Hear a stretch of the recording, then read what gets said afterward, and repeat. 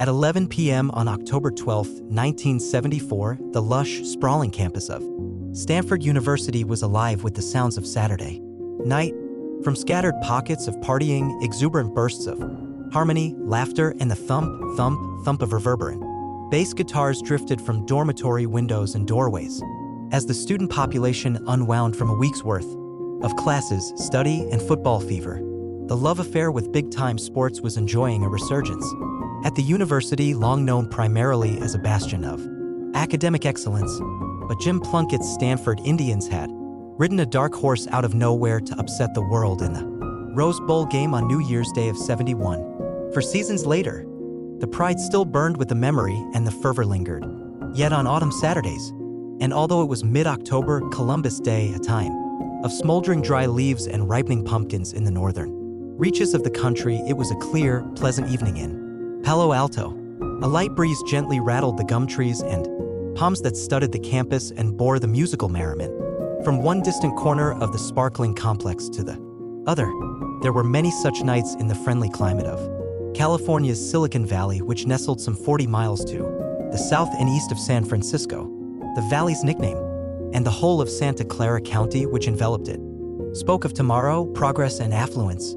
The general vicinity of Palo Alto, including nearby San Jose, was home to a considerable number of high-technology corporations, such as IBM, which had erected laboratories or development centers for the manufacture of advanced computer circuitry. Silicon is a non-metallic element critical to the production of semiconductors, hence the valley's label. And since Stanford graduates were harvested annually by the area's corporate residents, the school functioned as an integral component of a community that was science and academia-oriented, a domicile of the prosperous and an enclave of both the scholar and the pragmatic business executive.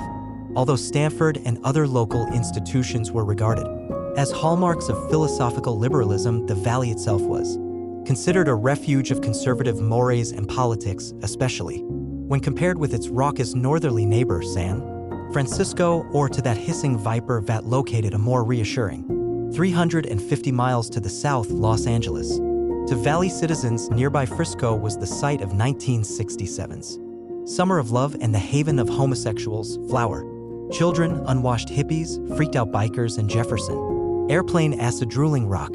It was a breeding ground of occult deviance and Satanism, and the harborer of the notorious North Beach section, where Carol Doda and friends would shake their booties and other such things nightly on the sweaty stages of Big AL's and the Condor Club. But to 19-year-old Bruce Perry, studying this October night away in a campus apartment at Stanford, those activities were as foreign as the Latin he'd soon have to master as a diligent second-year pre-med student. Around him, out of doors, the sounds of Saturday were faint in the wind and only remotely tempting.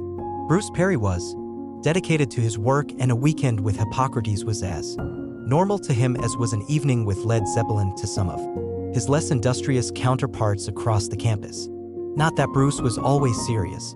He did have his moments, but for the immediate future, they seemed as long ago and far away as his hometown of Bismarck, North Dakota.